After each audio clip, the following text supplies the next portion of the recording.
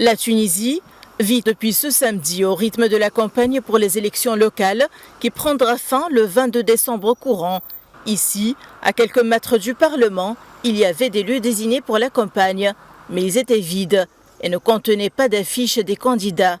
Les Tunisiens dans la rue ont exprimé leur ignorance de cette échéance électorale. Je n'ai aucune idée de ces élections et rien n'indique qu'il y a une campagne électorale. Il ne semble pas y avoir de dynamique électorale. Le contexte politique actuel est caractérisé par la division entre toutes les factions politiques. La société civile est en colère. Les citoyens sont également en colère et épuisés socialement et économiquement.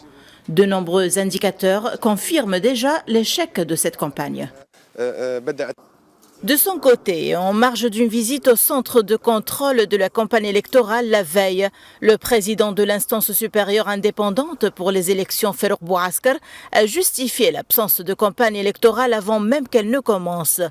Bouaskar a indiqué que la campagne sera principalement axée sur les secteurs territoriaux. La campagne se déroulera principalement dans les secteurs territoriaux où les candidats seront en contact direct avec les électeurs.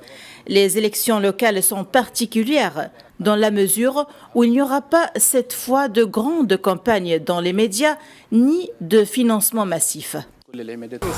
Les élections locales qui auront lieu le 24 décembre courant pour élire 279 conseils constituent une première pierre à l'édifice en vue de la mise en place du Conseil national des régions et des districts, sorte de chambre haute conformément à la nouvelle constitution de 2022.